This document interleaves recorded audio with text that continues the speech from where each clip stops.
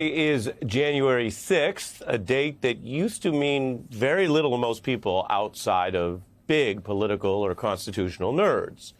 However, since the terrible insurrection of the last January 6th, the last time we had a January 6th certification after election, a lot has changed. On the left, you can see Congress today, Harris presiding. On the right, you can see the same House chamber, which was evacuated 4 years ago because Trump fans that he summoned to Washington were criminally charging that Capitol.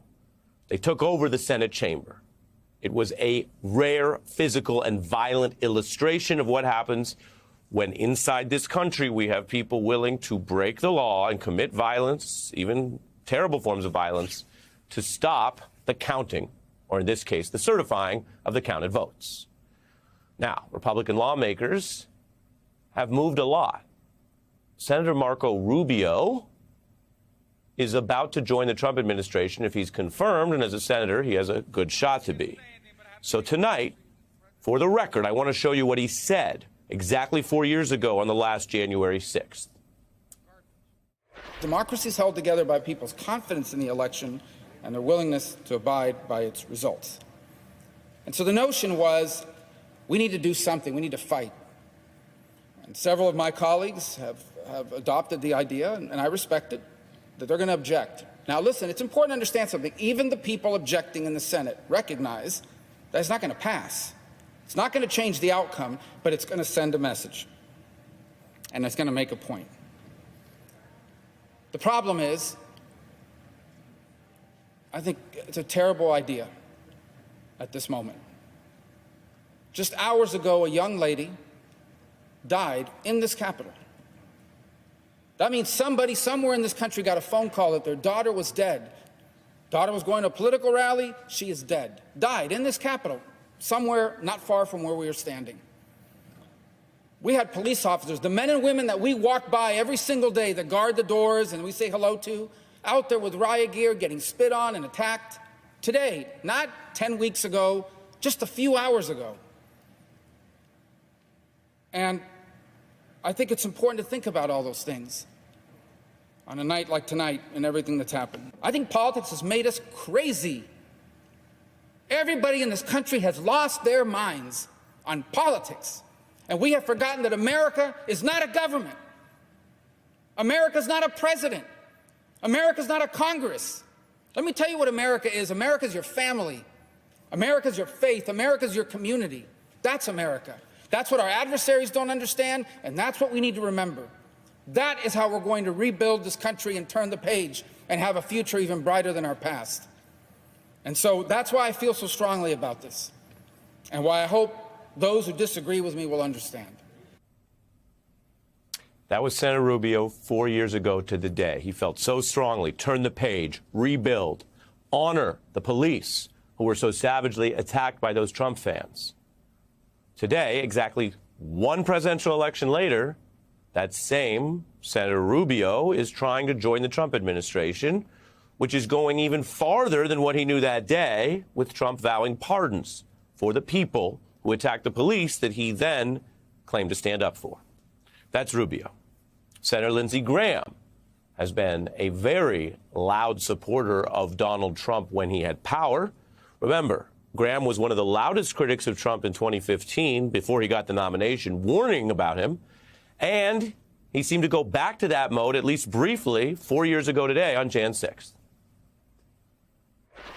All I can say is count me out. Enough is enough. I've tried to be helpful. But when the Wisconsin Supreme Court ruled 4-3 that they didn't violate the Constitution of Wisconsin, I agree with the 3, but I accept the 4. If Al Gore can accept 5-4, he's not president. I can accept Wisconsin 4-3. Fraud. They say there's 66,000 people in Georgia under 18 voted. How many people believe that? I asked, give me 10. Hadn't had one. They said 8,000 felons in prison in Arizona voted. Give me 10. Hadn't gotten one. Does that say there's problems in every election? I don't buy this. Enough's enough. We got to end it. Vice President Pence, What they're asking you to do, you won't do because you can't. If you're a conservative, this is the most offensive concept in the world, that a single person could disenfranchise 155 million people.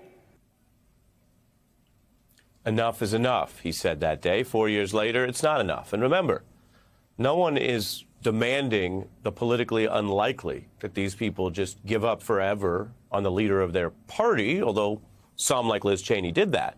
We're just talking about the narrow line of being able to repeat today what they claimed 4 years ago and oppose the pardons being dangled right now for the people who attacked the police on their way to trying to attack and savage and injure or kill them, members of both parties. And you could almost hear the intensity and the fear of Republican leader Kevin McCarthy, who during a part of the attack unfolding called into Fox News. This is so un-American. I condemn any of this violence that's happening in the Capitol right now. I could not be sadder or more disappointed with the way our country looks at this very moment. People are getting hurt. Anyone involved in this, if you're hearing me, hear me very loud and clear. This is not the American way. This is not protected by the First Amendment. This must stop now. As a nation, we've got to come together. This is so unacceptable. What I see happening at this very moment. We can disagree, but we do not take it to this level. People are being hurt. There's been shots that have been fired. This is unacceptable. You can confirm that shots have been fired inside the Capitol or outside? I'm with Capitol Police. I heard on the radio shots fired. I watched what was happening inside the building. People have to be locked down. Members have to be locked down. This is the people's house. This is a house that people come in and watch us debate. In a normal time, in a normal America, people would be in the galleries watching us debate each side and have a vote and accept what happened in the end.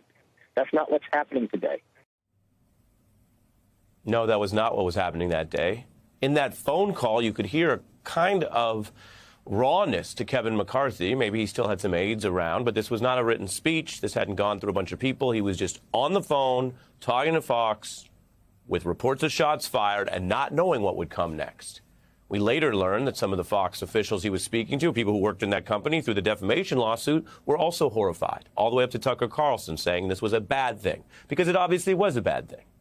Kevin McCarthy, though, when he found that Trump didn't go away, made the famous pilgrimage to Mar-a-Lago. And remember, while he did all that, it was not enough to save his job. He was still ousted by hardliners from that job he so coveted. Or take Senate Republican leader at the time, Mitch McConnell. Here he was 4 years ago on that crime scene floor. The United States Senate will not be intimidated. We will not be kept out of this chamber by thugs, mobs, or threats. We will not bow to lawlessness or intimidation. We are back at our posts. We will discharge our duty under the Constitution and for our nation. The United States and the United States Congress have faced down much greater threats than the unhinged crowd we saw today. We've never been deterred before and will be not deterred today. They tried to disrupt our democracy. They failed. They failed. They failed to attempt to obstruct the Congress. This failed insurrection only underscores how crucial the task before us is for our republic. Our nation was founded precisely so that the free choice of the American people is what shapes our self-government and determines the destiny of our nation. Not fear, not force, but the peaceful expression of the popular will. That's pretty well put. In the days to come, and 2 weeks from now, if Donald Trump makes good on his vows to pardon those people, the convicts, the seditionists, the traitors who attacked police, who chanted for the violence or assassination of public officials in both parties, if that goes forward, this will not be the kind of debate, and it will be an important debate, but it won't be the kind where you need to give someone logic or explore their motivations or try to hear them out. It will be the kind of debate where all you need is a mirror, or nowadays a phone where you can click play on that record, on segments like this from the television or YouTube, and just say to people, here's what you all said. Here's what you claimed. Look in the mirror.